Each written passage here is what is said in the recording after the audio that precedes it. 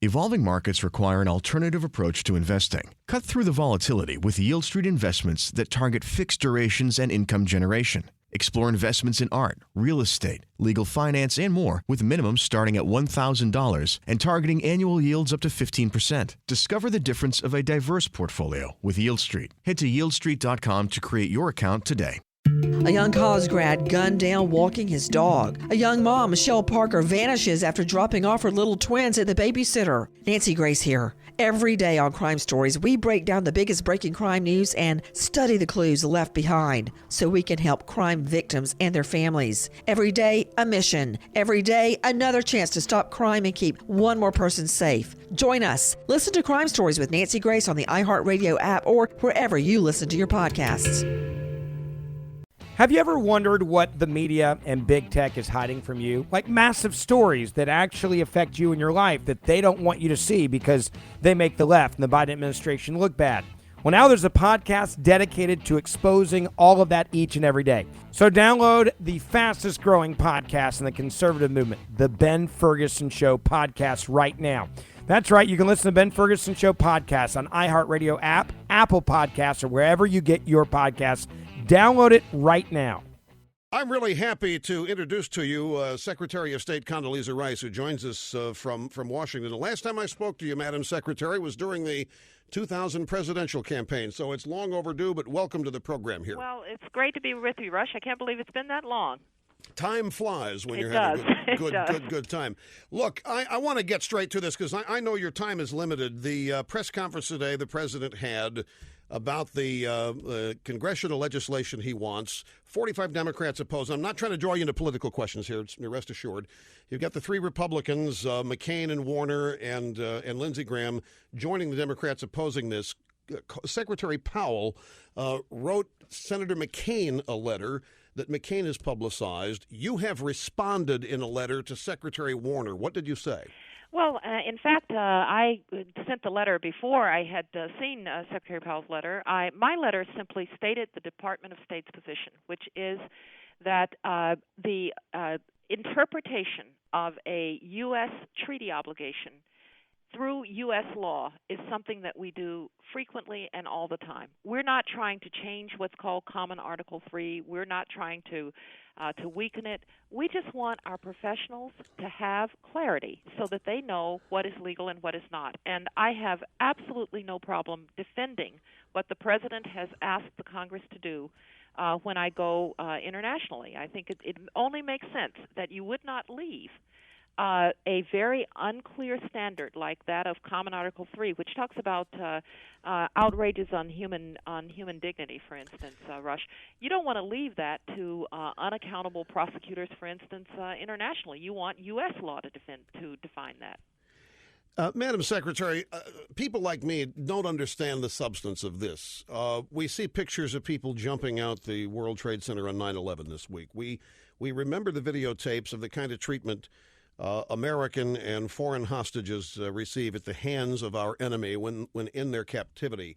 I don't understand the effort on the part of those who oppose this in Congress to try to establish a moral equivalency between the way we treat prisoners and the way our enemy does, and to suggest that we can't do something here because it might incite them to be even meaner to us. Could you help me and others like me understand the common sense of opposing this? I can't get my arms around it. Well, Rush, I have to say, I think I don't quite understand either why we would not give the professionals, our professionals, a clear standard so that they know that they are obeying the law. These are people who take tremendous risk to try and defend us.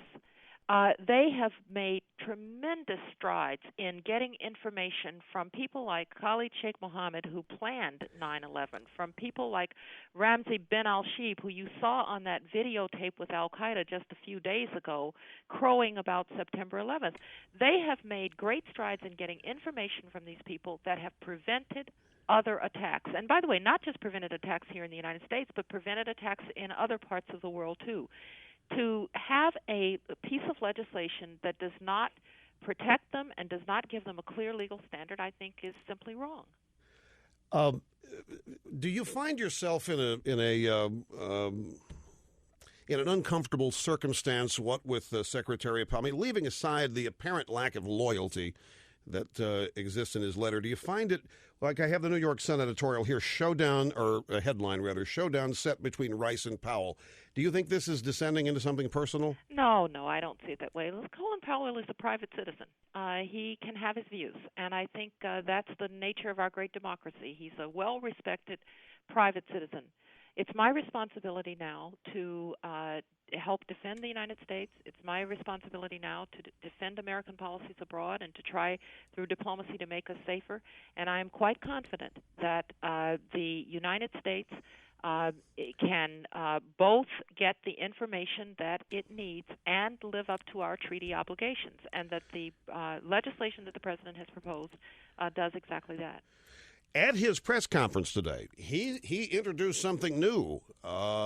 Basically, if I understand it right, the president said if he doesn't get what he wants, if there's not clarity defining and specifying the vagaries and ambiguities of Common Article 3, he said the program will not go forward. Now, I interpreted that to mean he'll scrap it, and he's not going to put our professionals, as you refer to them, in any kind of precarious circumstance. And if they don't go along with what he wants, he'll scrap the whole program. And I assume that means the focus of attention on the lack of the program existing from that point forward will be on Congress. Well, I feel very strongly, as does the President, that these men and women who go out and do this difficult and dangerous work deserve clarity about the legal ground on which they're standing.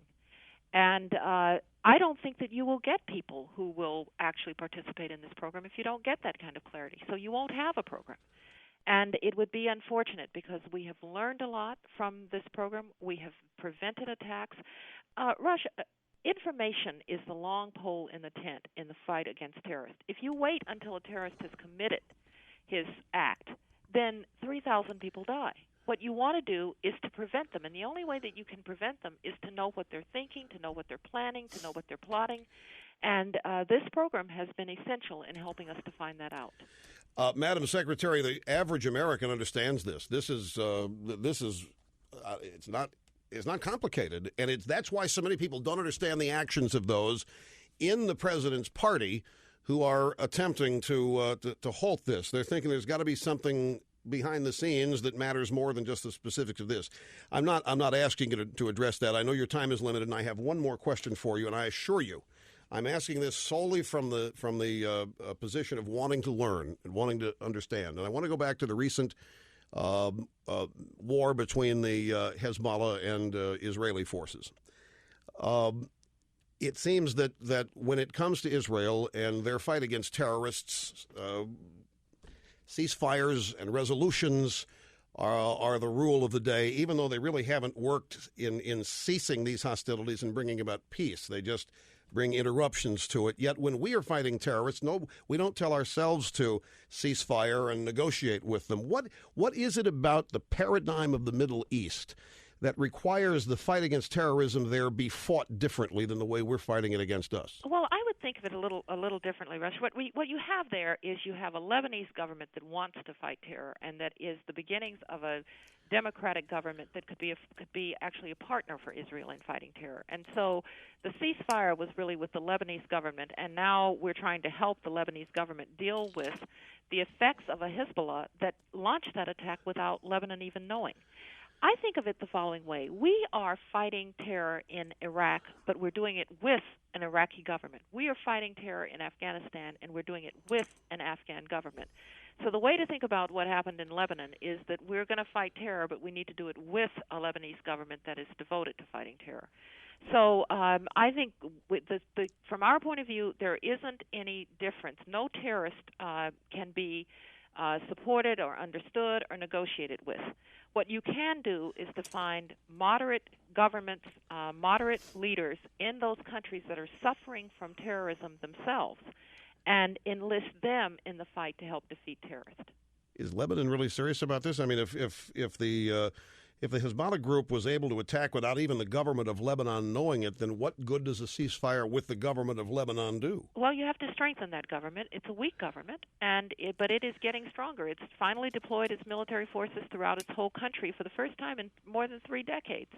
And this is a government that came to power when the extremist assassinated the reformist prime minister of Lebanon, Rafik Hariri.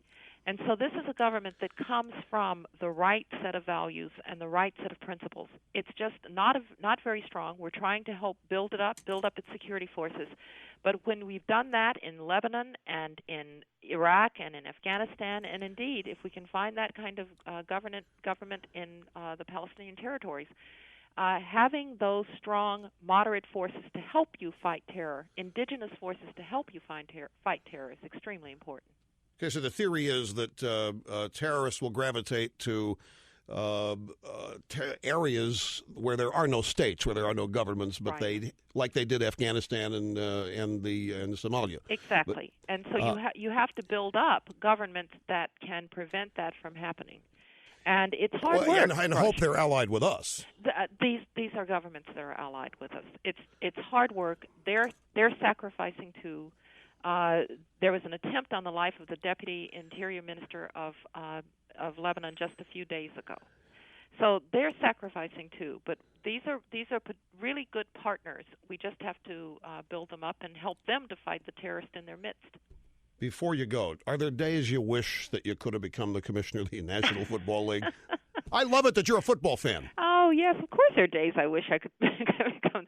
No, look, I love what I'm doing, and it's I'm really lucky to be here at this particular point in time. But at some point, I'm going to want to go to one of my first loves, which is sports. Well, let me tell you, there are a lot of Americans who are thrilled that you're there too, because they understand the battle you have with a lot of career people in the State Department who were there before the administration got there, and you bring a comforting salve to a lot of people with the way you conduct yourself in the office. Do you have a favorite NFL team, or you? Well, I do. Let me just say, Rush, I just want to say one thing. I really do like being secretary. I've got a great team here, a great group of people, and career and professional. They're working hard, and people are serving in places like Baghdad and Kabul, sometimes without their family, always without their families. They're good folks, but in a couple of years, I'll be glad to go. And yes, I have a favorite NFL team, the Cleveland Browns. Cleveland, oh my God! Who managed to let Reggie Bush have a great rookie first game. What a disappointing season you are headed for. Well, now let's just watch. It's 15 games to go. Well, I'm a Steelers fan. I see.